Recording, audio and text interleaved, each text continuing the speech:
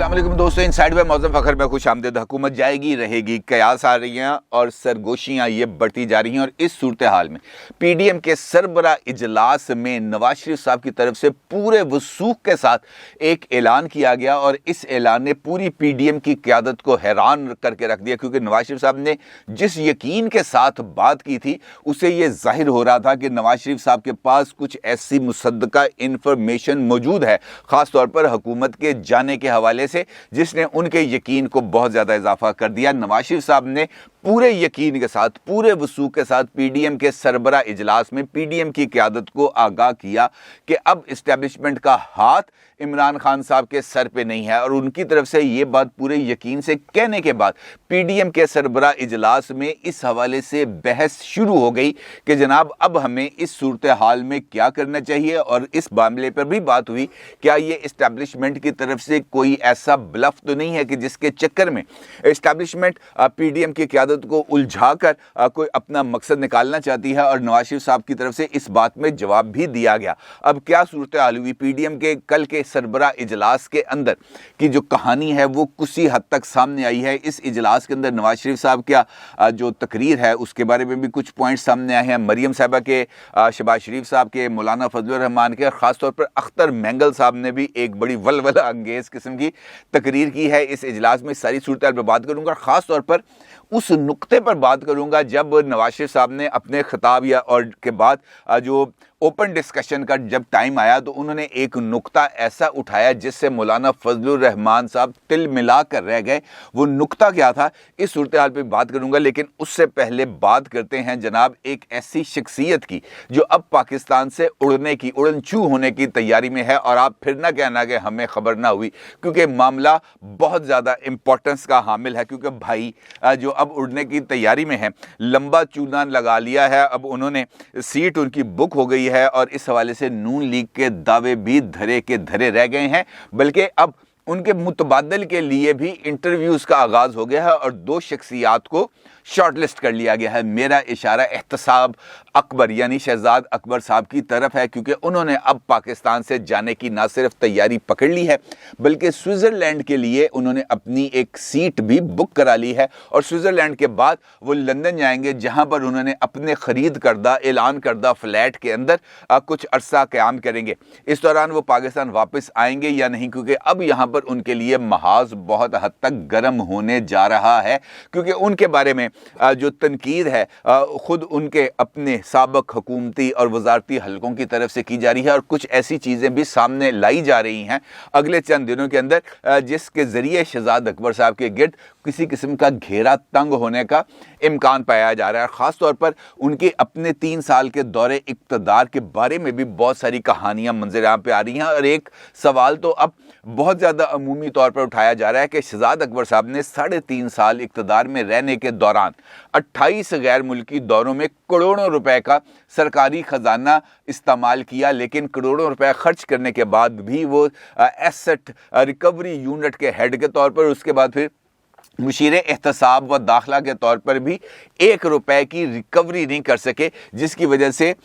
उनके बारे में ये कहा जा रहा है कि उन्होंने अपनी मौज मस्ती तो भरपूर की, लेकिन सरकार के ख़जाने को किसी किस्म का कोई फ़ायदा नहीं उठाया। अब वो बैरून मुल्क जा रहे हैं और इसके हवाले से भी मुसद्दका इतलात हैं कि जनाब वो जा रहे हैं। अब देखना यह है कि मुस्लिम लीग नून के अता तारड़ साहब जो डिप्टी सेक्रेटरी जनरल हैं मुस्लिम लीग नून के, उनकी तरफ से टीवी टॉक शो के अंदर इस बात का कतईयत के साथ, बड़े दावे के साथ ये कहा गया था कि जनाब इनका नाम तो हम ईसीएल में डलवा के रहेंगे। और ईसीएल के लिए उनका ये कहना था कि हम हाई कोर्ट से भी रुजू करेंगे कि जनाब पहले इससे सारे का सारा मामलात का हिसाब किताब किया जाए और फिर इनका नाम ईसीएल से हटाया जाए। अलबत्ता अब देखना यह है कि जब उन्होंने अब बैरून मुल्क जाने के लिए अपनी तमाम तर तैयारी मुकम्मल कर ली है, मुस्लिम लीग नून और ख़ास तौर पर अता तारड़ साहब अपने इस दावे पर अमल करने में किस हद तक संजीदा हैं। इसके साथ साथ अब शहजाद अकबर साहब के मुतबादल के लिए भी 2 शख्सियात को शॉर्टलिस्ट कर लिया गया है और अब वज़ीर आज़म हाउस के ज़राए के मुताबिक इन दोनों शख्सियात के वज़ीर आज़म से 2 मुलाकातें हो चुकी हैं। उनमें से एक शख्सियत का ताल्लुक नैब से है और इसके साथ साथ वो फ़ौजी बैकग्राउंड भी रखते हैं। उस शख्सियत का नाम है ब्रिगेडियर मुसद्दक। ब्रिगेडियर मुसद्दक साहब हैं और दूसरी शख्सियत वकील हैं, लाहौर से उनका ताल्लुक है, उनका नाम है अज़हर सिद्दीक एडवोकेट साहब। और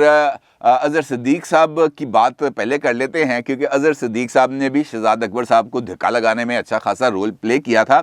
आज उनकी तरफ से एक इशारा आया है उनके अपने ऑफिशियल ट्विटर अकाउंट से और ये ट्विटर अकाउंट का उनका जो ट्वीट है इस वक्त आप अपनी स्क्रीन पर भी देख सकते हैं। अज़हर सिद्दीक साहब ने एक नई सुबह तुलू होने का मंजर अपने ट्वीट के अंदर दिया है और इसके साथ साथ एक कोटेशन लिखी है। उस कोटेशन को मैं आपके सामने पढ़ देता हूँ। वो कहते हैं, expectations is a gift not a burden, यानी तवक्कुआत एक तोहफा हैं, बोझ नहीं है। When people expect something from you, जब लोग आपसे किसी भी किस्म का कोई तवक्को रखें, कोई उम्मीद रखें, इट मीन्स इसका मतलब है यू हैव गिवन दैम कि आपने उनको मुहैया कर दी रीजंस, वजूहात टू बिलीव इन यू, और वो वजूहात जिनकी बिना पर वो आपके ऊपर एतमाद कर सकें। यानी अज़हर सिद्दीक साहब का ये कहना है इस ट्वीट से जो मैं समझा हूँ कि मेरी ज़ात के ऊपर अब चंद शख्सियात को इस हद तक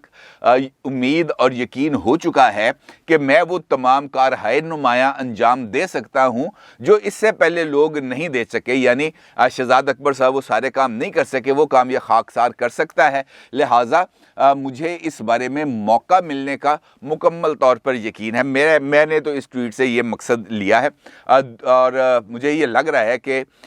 जो अज़हर सिद्दीक साहब हैं इनका ये यकीन कुछ इतना ज़्यादा गलत भी नहीं है। वो क्या वजूहात थी ये मैं 2 दिन पहले वाले अपने एक वीलॉग में डिटेल्स के साथ आपके साथ शेयर कर चुका हूँ। दूसरी शख्सियत हैं ब्रिगेडियर मुसद्दक साहब।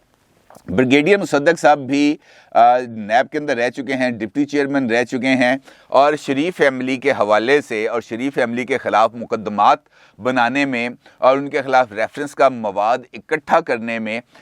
वो अपना एक ख़ास महारत वो रखते रहे हैं। और ये भी सुनने में आ रहा है कि शरीफ फैमिली के हवाले से जो प्राइम मिनिस्टर इमरान खान की तवक्कुआत हैं वो बहुत ज़्यादा उनको समझते भी हैं और उन तवक्कुआत को कानूनी शक्ल देने में ये कुछ इम्पॉर्टेंट रोल प्ले कर सकते हैं। और ये इत्तलात भी हैं वज़ीर आज़म हाउस से कि इन दोनों को का कोई कॉम्बो भी बनाया जा सकता है कि एक बंदे को SAPM बना लिया जाए यानी कि special assistant to prime minister और दूसरे को नैब के अंदर किसी किस्म की अहम जिम्मेदारी दे दी जाए ताकि वो शरीफ फैमिली के ख़िलाफ़ जो मुकदमात हैं उसकी ज़रा अच्छे तरीके से पैरवी कर सके। यानी ब्रिगेडियर मुसद्दक साहब हो सकते हैं SAPM और अज़हर सिद्दीक एडवोकेट साहब को नैब के अंदर कोई अहम जिम्मेदारी दी जा सकती है। अब देखना यह है कि प्राइम मिनिस्टर कौन सा फैसला करते हैं, अज़हर सिद्दीक साहब को SAPM बनाते हैं और ब्रिगेडियर मुसद्दक साहब को नैब में भेजते हैं या ब्रिगेडियर मुसद्दक साहब को SAPM बनाते हैं और अज़हर सिद्दीक साहब को प्रोसिक्यूटर जनरल या कुछ इस किस्म की चीज़ बना के नैब में भेजते हैं। देखना यह अलबत्ता ये बात है कि शरीफ फैमिली के गिर्द और ख़ासतौर पर शहबाज शरीफ साहब के गिर्द गहरा तंग करने का अब हतमी फैसला कर लिया गया है। और इसी तनाजुर के अंदर जो PDM का सरबरा इजलास होता है वो ज़्यादा अहमियत का हामिल होता है क्योंकि जब 12 जनवरी को मुलाकात हुई थी शहबाज शरीफ साहब की मौलाना फजलुर रहमान साहब के साथ, तो उस मौके पर जो जॉइंट प्रेस कॉन्फ्रेंस थी उसके अंदर इस बात का इजहार कर दिया गया था कि जनाब इन हाउस चेंज के ऑप्शन पर PDM ना सिर्फ आ गई है बल्कि अब ये जो 25 जनवरी को होने वाला सरबरा इजलास है इसके अंदर इस मामले में हतमी तौर पर फैसला किया जाएगा। अब कल की जो अगर हम प्रेस कॉन्फ्रेंस देखें मौलाना फजलुर रहमान साहब की, तो उसमें उन्होंने इन हाउस चेंज के ऑप्शन के ऊपर कुछ ज़्यादा गुफ्तगू नहीं की और तरीके अदम एतमाद का इस सवाल को भी उन्होंने यूँ गोल गोल घुमा के वो पतली गली से निकल गए। ना उन्होंने इस बात का इजहार किया कि जनाब तरीके अदम एतमाद लाई जाएगी या उनका इस बारे में भी नहीं था कि जनाब कोई तरीके अदम एतमाद नहीं ले जाएगी। लेकिन जहाँ तक इस इजलास में होने वाली कार्रवाई का ताल्लुक है, इस कार्रवाई में अब बहुत इम्पॉर्टेंट गुफ्तगू हुई क्योंकि इस इजलास में इस बात पर भी गौर व फिक्र किया गया कि वज़ीर आज़म के ख़िलाफ़ तहरीक अदम एतमाद लाने से पहले कोई एक आध टेस्टर लगा लेते हैं, स्पीकर या डिप्टी स्पीकर नेशनल असम्बली के ख़िलाफ़ तहरीक अदम एतमाद ला के देख लेते हैं कि क्या इस्टेब्लिशमेंट न्यूट्रल है या इस्टेब्लिशमेंट न्यूट्रल नहीं है। और दूसरा, इस मामले को भी चेक कर लेते हैं जो पीपल्स पार्टी और नून लीग ने दावा कर रही है कि 22 अरकान, शायद खाकान अब्बासी साहब की तरफ इशारा था कि शायद खाकान अब्बासी साहब मुख्तलिफ टीवी चैनल्स पर आकर इस बात का इजहार कर चुके हैं कि 22 अरकान असम्बली PTI के शायद खाकान के साथ राब्ते में हैं। तो चूंकि स्पीकर और डिप्टी स्पीकर का जो वोट होगा वो होगा सीक्रेट बैलेट के ज़रिए, तो उससे हमें अंदाज़ा हो जाएगा कि अरकान असम्बली अपनी वफादारियाँ तब्दील करने के लिए तैयार हैं या नहीं, बनिस्बत इसके कि हम डायरेक्ट जाएँ वज़ीर आज़म के ख़िलाफ़ तहरीक अदम एतमाद के ऊपर। इस पर मुख्तलिफ जमातों की तरफ से अपनी अपनी राय दी गई। अलबत्ता जो छोटी जमातें थीं और ख़ास तौर पर मौलाना फजलुर रहमान साहब, उनकी तरफ से ये बात कही गई कि जनाब वज़ीर आज़म के ख़िलाफ़ तहरीक अदम एतमाद लाने से पहले ये देखना होगा कि अंपायर अपनी उंगली खड़ी करने के लिए तैयार है या नहीं, क्योंकि अगर हम ये तहरीक अदम एतमाद ले आएँ और अंपायर जो है वो अभी तक दूसरी टीम के साथ ही मिला हुआ हो तो हमें बहुत बड़ा सियासी नुकसान होगा। और इस हवाले से मैं तफसील के साथ आपके साथ शेयर भी कर चुका हूँ। इसके जवाब में नवाज शरीफ साहब ने पूरे वसूख के साथ कह दिया, जो लंदन से ऑनलाइन इस इजलास में शरीक थे, उनका ये कहना था कि मुझे यकीन है हुकूमत के सर से हाथ उठा लिया गया। नवाज शरीफ साहब ने जब ये आर्गूमेंट दिया गया उसके जवाब में ये रद्दमल दिया, जिस पर एकदम उस इजलास के अंदर खामोशी तारी होगी कि यार ये नवाज शरीफ साहब अचानक इस हद तक यकीन के साथ ये बात कैसे कह सकते हैं। फिर इस जुमले के बाद अख्तर मैंगल साहब उन्होंने अपना इजहार ख्याल किया और उन्होंने दो टोक मौक़िफ़ इख्तियार करते हुए नवाज शरीफ साहब और मौलाना फजलुर रहमान साहब को मुखातब किया और उनको ये कहा कि भाई 2 साल हो गए हैं हमें ये सुनते हुए कि PDM ये कर रही है, PDM ये कर रही है, अभी तक किसी किस्म का कोई ठोस पेशरफ्त नहीं की गई PDM के प्लेटफॉर्म से। सिर्फ तारीखें दी गई हैं, सिर्फ दावे किए गए हैं और जलसे किए गए हैं। इसके अलावा अमली तौर पर हुकूमत को घर भेजने के लिए किसी किस्म का कोई काम नहीं हुआ। और अब तो सूरत हाल इस किस्म की हो गई है कि अहम तरीन फैसले करते हुए भी हुकूमत ना असम्बली को एतमाद में लेती है, ना ही वफाकी काबीना को एतमाद में लेती है। खामोशी के साथ फैसले कर लिए जाते हैं। और उसके लिए उन्होंने रिकॉर्डिंग वाले मामले का जिक्र किया, जिसके बारे में उनका ये कहना था कि रिकॉर्डिंग के हवाले से एक अहम फैसला कर लिया गया है और माइनिंग का ठेका दोबारा टेथियान कंपनी को देने की बातचीत हो रही है और उस हवाले से कोई नई परसेंटेज का भी तयन किया जा रहा है। लेकिन इसके हवाले से ना फेडरल कैबिनेट को आगाह किया गया है, ना ही नेशनल असम्बली को आगाह किया गया है। इसके साथ साथ जो अवैस नूरानी साहब थे उनकी तरफ से भी इस बात का इजहार किया गया कि, और वो मामला है पीपल्स पार्टी के लॉन्ग मार्च पर। उनका ये कहना था अवैस नूरानी साहब का कि पीपल्स पार्टी का लॉन्ग मार्च बुनियादी तौर पर जो PDM का लॉन्ग मार्च है उसको मुतनाज़ा बनाने की कोशिश है। और अवैस नूरानी साहब के इस मौक़िफ़ की तस्दीक की मौलाना फजलुर रहमान साहब ने। और मौलाना फजलुर रहमान ने इजलास के अंदर ये बात कही कि ये जो पीपल्स पार्टी का लॉन्ग मार्च है हमें इससे फासला इख्तियार करना चाहिए और हमें अपने लॉन्ग मार्च पर फोकस करना चाहिए, जिस पर नवाज शरीफ साहब ने शहबाज शरीफ साहब को हदायत की कि मौलाना साहब के साथ आपने कल से ही कोऑर्डिनेशन करनी है लॉन्ग मार्च के हवाले से और इसमें जो मौलाना साहब की जो रिक्वायरमेंट हैं उन रिक्वायरमेंट्स को आपने मीट करना है और इनको डेली बेसिस पर मुस्लिम लीग नून की तैयारियों से और राब्तों से आगाह करना है। ये नवाज शरीफ साहब ने शहबाज शरीफ साहब की ड्यूटी लगा दी है। अब दूसरी जानिब जब मामला आता है पीपल्स पार्टी के साथ मिलकर लॉन्ग वो जो करने का तरीके अदम एतमाद, तो इसका जिक्र करते हैं नवाज शरीफ साहब कि पीपल्स पार्टी को हमें लूप पे लेना चाहिए और पीपल्स पार्टी का ये जो अभी इस वक्त डेवलपमेंट हो रही है इन हाउस चेंज के हवाले से हमें पीपल्स पार्टी के साथ अपने राब्तों को बहाल रखना चाहिए। तो नवाज शरीफ साहब के इस बात को सुनते ही अब मौलाना फजलुर रहमान साहब तिल मिला उठे और उन्होंने अब माजी का एक पूरा पटारा खोल के रख दिया और उनका ये कहना था कि हम एक ऐसी जमात के साथ कैसे बैठ सकते हैं जिसने PDM के प्लेटफॉर्म पर हमारे एतमाद का खून किया, हमारी पीठ पे छुरा घोंपा, हमें रुसवा किया और 3 मुकामात ऐसे हैं जहां पर पीपल्स पार्टी ने हमें ओपन डिच किया। लिहाजा ऐसी सूरत हाल में हम जो है वो उनके साथ नहीं बैठ सकते और हमें उनके पर एतमाद भी नहीं करना चाहिए। पीडीएम के अंदर कुछ जमातों ने मौलाना साहब के मौक़िफ़ का साथ दिया, जबकि नवाज शरीफ साहब की तरफ से उनको ये कहना था और शहबाज शरीफ साहब की तरफ से भी कि जो पार्लियामेंट की पॉलिटिक्स है और जो पीडीएम की पॉलिटिक्स है, हमें इन दोनों को अलग अलग रखना चाहिए। और चूँकि मेन जमात है अपोजिशन की पार्लियामेंट के अंदर पाकिस्तान पीपल्स पार्टी, तो हमें उसके लिए किसी किस्म के दरवाजे बंद नहीं करने चाहिए, क्योंकि कल को अगर हम इन हाउस चेंज के ऑप्शन की तरफ संजीदगी से जाते हैं और जिस तरीके से फैसला किया गया है कि एक कमेटी बना दें जो हुकूमती इत्तेहादी और नाराज़ अरकान से राब्ता करे, तो हमें पीपल्स पार्टी के साथ भी राब्तों की ज़रूरत पड़ेगी और पीपल्स पार्टी के वोटों की ज़रूरत पड़ेगी, क्योंकि पीपल्स पार्टी के वोटों के बगैर तहरीक अदम एतमाद कामयाब नहीं हो सकती। लिहाजा आप अपनी जो नाराज़गी है इसको एक साइड पे रखें और पीपल्स पार्टी को हमें लूप में लेके चलना चाहिए,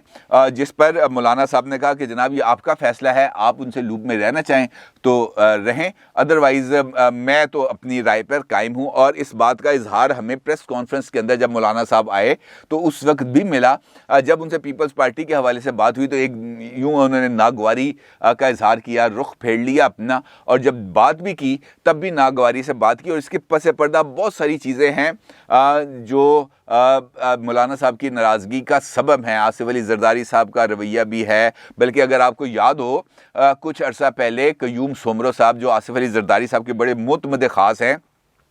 उन्होंने भी टीवी पर आकर जब ये पीपल्स पार्टी को पीडीएम से निकाला गया था तो उस वक़्त उनसे कहा था कि जनाब मौलाना साहब हमसे तो बहुत ज़्यादा नाराज़ रहते हैं, तो आसिफ अली जरदारी साहब की तरफ से उनको जो एक बुलेट प्रूफ लैंड क्रूज़र तोहफे में दी गई है कि जनाब जब आप घूमे फिरें आप इसको इस्तेमाल कर लें, आपकी जान को बड़ा ख़तरा है, तो वो तो उन्होंने अभी तक वापस नहीं की, वो तो अभी तक उस पर इस्तेमाल कर रहे हैं। मौलाना साहब ने क्यूम सोमरो साहब की इस बात का ना सिर्फ बुरा मनाया बल्कि वो फौरी तौर पर वो लैंड क्रूज़र आसिफ अली जरदारी साहब को वापस कर दी। और आसिफ अली जरदारी साहब ने इसके ऊपर मौलाना साहब से रब्ता किया और मौलाना साहब से कहा कि जनाब ये गाड़ी मैंने आपको दी थी, इसका मतलब ये नहीं है कि ये मैं आपको वापस ले लूँ। और जब क्यूम सोमरो के हवाले से बात हुई